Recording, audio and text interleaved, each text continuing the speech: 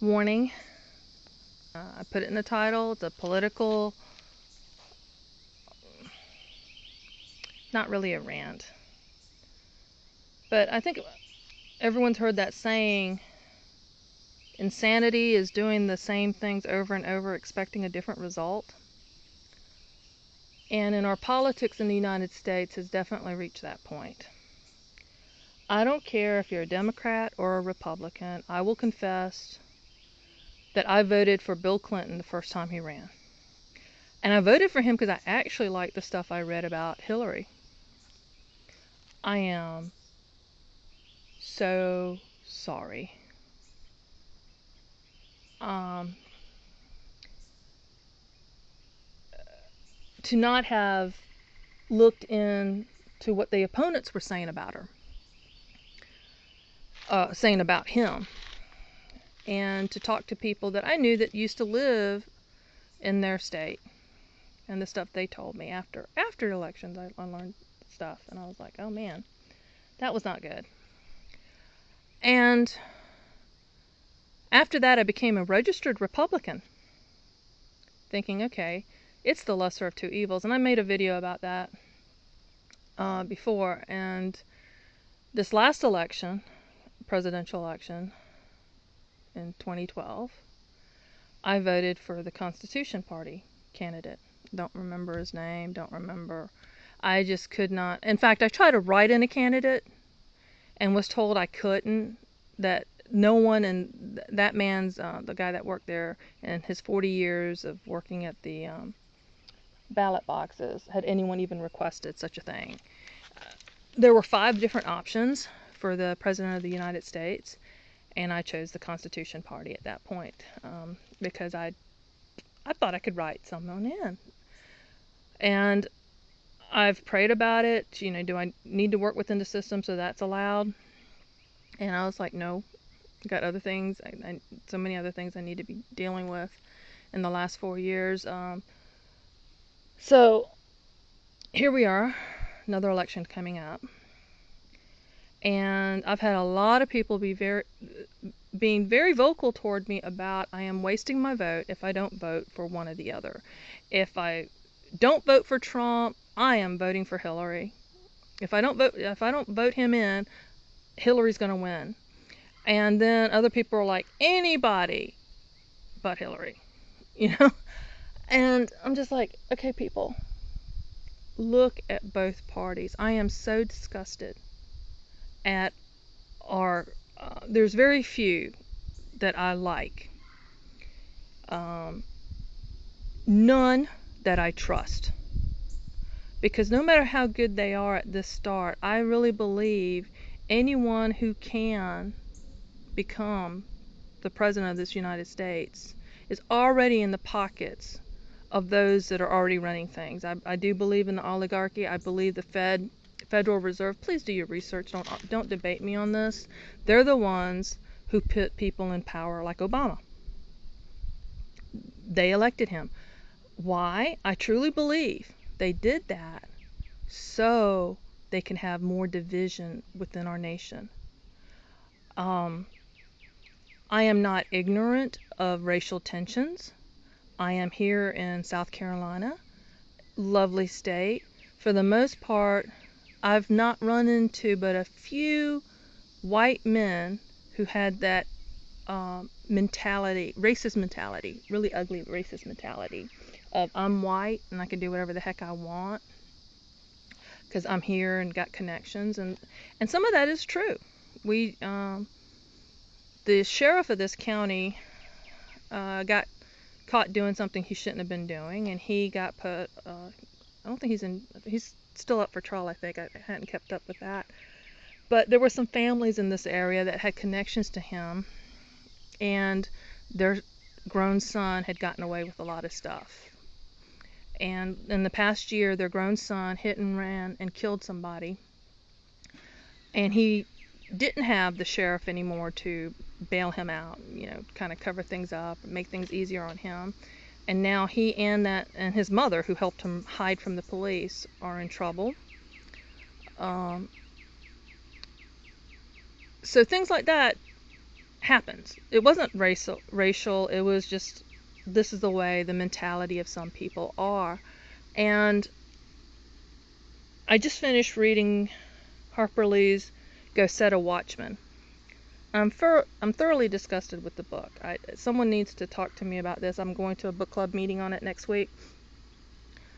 But it's Jean Louise Scout's mentality in this book. I want to slap her. I'm so glad her uncle did slap her. And I don't want to give away too much, but again, this book was found and released last year. Makes me very suspicious. The timing, everything's coming out. The shooting at the church in Charleston.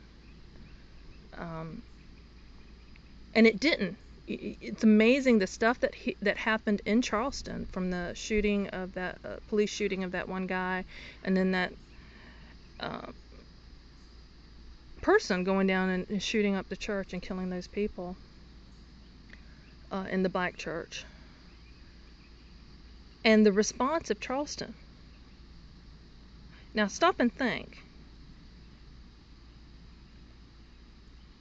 If it was so bad here, how come the riots aren't here and they're up there where there's supposed to be so much more freedom?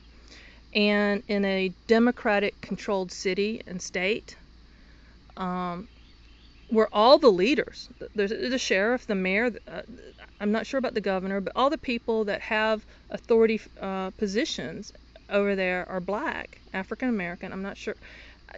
This political correctness has me just befuddled. And over here in Charleston, I don't know who the sheriff of Charleston or the mayor. To me it didn't matter. I know our governor is of Native American Indian descent, female, and we didn't. In fact, the families of the victims asked for those race-baiting so-called preachers, reverends that I don't revere at all and don't deserve any reverence, not to come, not to stir up strife. They didn't want that. They wanted to heal. Their ideology is different, and they weren't allowed. And some of those rioters up north, I realized, were not local people. They weren't the people destroying their own community. They were people that were bussed in to make things worse. And it wasn't allowed down here.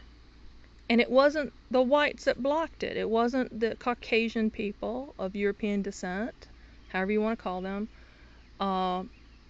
putting people from other places down. It wasn't. It was a beautiful thing to watch and see some of the reports and read some of the articles about what the families of those that died in the church, how they were eulogized, how they were their memorial, and how they did not want the legacy to be a burned Charleston or just a section of it. They did well. But since we've had this president in office, I've definitely noticed things that were healing. It's like ripping the scab off before it had a chance, and it's bleeding. It's an open wound, and there's people trying to put dirt into it. Not salt, dirt. They want it infected, they want it oozed, they want it scarred, they want it bad. And it's not what we want as a people. We don't. I don't think any of us truly want that. So anyway, insanity. Keep doing what you've been doing, but expect a different result. That's insanity. It's now gotten to the point where it's actually stupidity. If you want something different, you gotta do something different. I have come to view both of the big political parties, the Democrats and the Republicans, are going to the same destination, but by a slightly different route. Yeah, the Republicans are doing this with family, blah, blah, blah. Democrats are doing it for equality, blah, blah, blah. When I think the vast majority of us are on the same page. No matter what our backgrounds are, we just want better for ourselves and our kids. We want to feel safe, you know. We don't want to ask anybody. I've been just asking, just being nosy and curious. They're two different things, by the way. Being nosy is being intrusive. And I can be that. So I'm asking people, who are you more scared of? The police coming to your door, or the IRS? Or the FBI? I mean, which one? Which one scares? It's like, I have yet to have anyone tell me different. Everyone's scared of the IRS. Everyone. Why? Stop and think. We're in a free nation. And things are happening that shouldn't be happening. And yet, we're scared of the IRS more than the FBI or police, even with all the negative stuff on police that's out there now. So, and yet people are still going to vote for a Democrat or for a Republican. And if this election season has not opened your eyes to the ridiculousness of this system, and if you still think those are the only two you can vote for, then you are trapped. I mean, really, there's no other way to put it. You are trapped. There is no good solution. And if you vote for the lesser of two evils in your mind, you are still voting for an evil. You know, I like to think that maybe Trump isn't all that bad, but I don't want him as president. I don't. Now, if I had my way, I would love for Dave Ramsey, look him up if you're not familiar with him. He's a Christian financial advisor. He's a debt-free guy. I mean, he's got a radio show, he's got a YouTube channel, he's got a website. He's fantastic. I just admire him. I'm sure there's things that's wrong. He may have some skeletons in his closet, because I think everyone does. But financially, I like to see him go in and say, here's the budget. Here's what we're going to do. And here's how we're going to fix this. And how we're going to get people off of assistance, debt-free. If you're in debt, you're enslaved. And we just got in debt buying this property, buying this home. So I feel that burden. So trying to do what we can to cut costs and get us out of that debt. And as his vice president, Mike Rowe, and his Works Foundation. If you've not seen it, please check it out. Of course, if you don't know who Mike Rowe is, the dirty jobs guy, and I just love everything he's got to say about it. I like to see jobs created, jobs made here.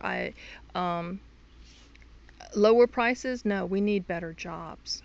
And if that means paying a little bit more for better quality instead of stuff that ends up in the trash can anyway, that's what we need.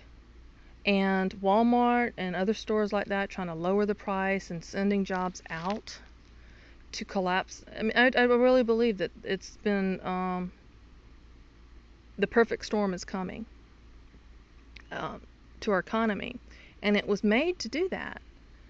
And if you do your own research and learn what the Federal Reserve is, what it really is, and that they are not accountable to anybody but the people who own it and how it's operated. It is not a governmental institution.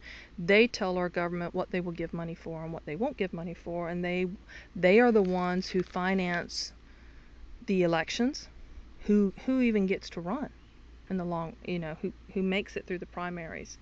So and that's not a conspiracy theory, it's a fact.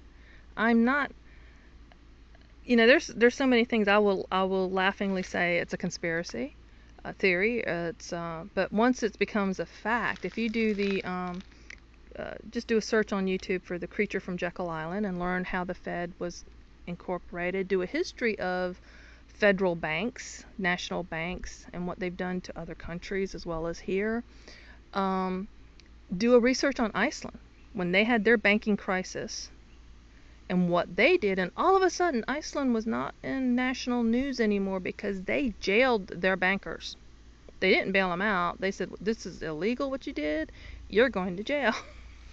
And they straightened things out, totally different than what we did here. So when you start going behind what's being reported and not just believing everything you're told, especially by a state-run press, media, things change. Your perspective, your paradigm massively change. And I'm a nobody. I'm nobody. I am a grandmother, a wife, mother, sister, daughter, to a handful of people that I matter somewhat to. And there is nothing I can do to change the world beyond my little circle of influence. So I share this because it's been on my heart. And I know I'm not the only one that's starting to think this way or thinking this way, and I may be a little late to the game compared to some of y'all out there. But it just needs to be said. I don't care if you vote for Trump or Hillary. Either one of them gets into the Oval Office, very little's going to change.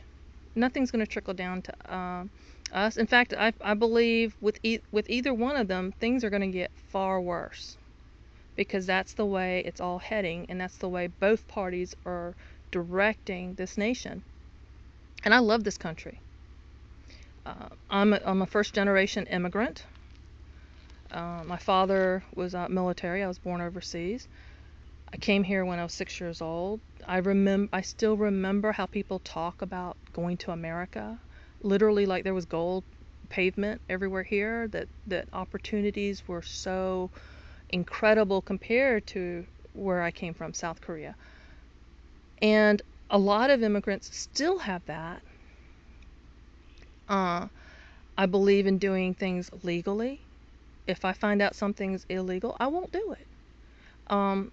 There's things that have happened now that's just crazy. And I won't risk it. I just won't risk my family's finances and future on certain things, so I don't do those things that I would like to do. I'd like to sell produce. I would like to sell our eggs.